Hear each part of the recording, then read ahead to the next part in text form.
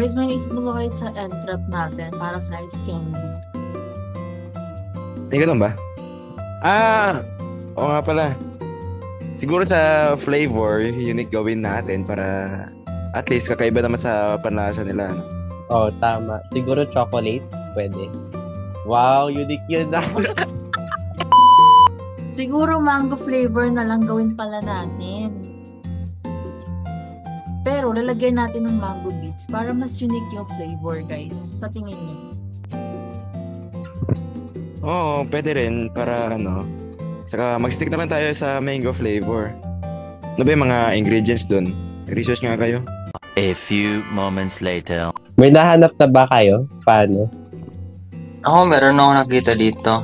Nakalagay dito, mangoes, evaporated milk, cornstarch, mango condensed milk or normal milk, granulated sugar, at saka water. Tsaka kailangan din natin, guys, ng ice candy, tapos ice candy bags, tapos funnel.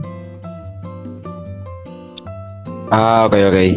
Ilista nyo na lang para makabili na tayo tapos kwentahin natin yung mga nagastos natin para ma-make sure naman natin kung nabawi natin yun sa pagtitinda. Pero paano ba yung gagawin paano yung gagawin yung steps dun?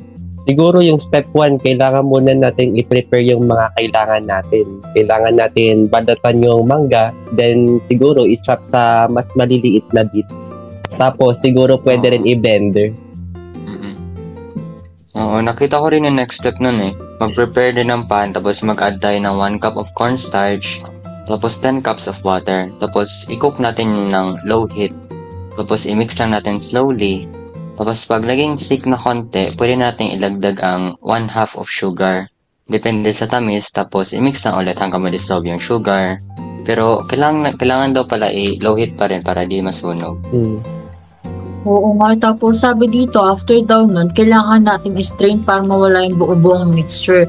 Tapos palamigin lang natin ng konti. Pag okay na, pagaluin na natin yung mango flavor condense or normal na condense lang sa mixture na ginawa natin. So while mixing it, pag okay na at nag-combine na sila, ay add naman daw natin yung evaporated milk while mixing rin. Saka reminder lang ayusin nyo, dapat hindi super thick yung consistency ng mixture nyo Dapat, sakto lang. Tama. Oo, tama. Kaya kapag totally combine na lahat ng liquid, tsaka ng mixture na kailangan natin ilagay, tsaka naman natin ilalagay yung chopped mangoes. Madali lang pala Tapos i-mix lang natin, tapos kukunin natin yung funnel ba or plastic, tapos i-transfer lang natin yung liquid para konting tali na lang, tapos pag ikot, pwede natin i-freeze, tapos may ice candy na tayo. Pero paano naman natin ibebenta kaya yun? Oo nga may hinaisip pa kayong strategies nyo sa pagbebenta?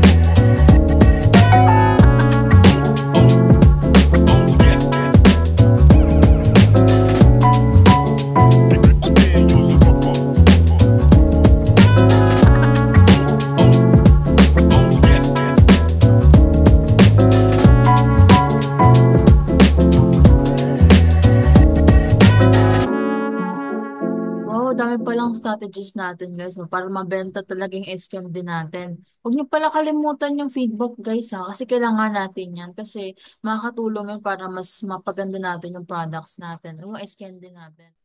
Yes. Yes.